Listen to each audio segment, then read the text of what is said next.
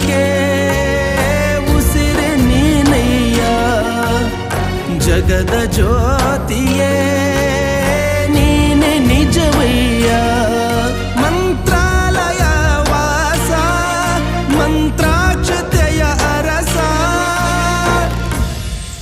Guru Raghavendra Raghavendra Raghavendra Guru Raghavendra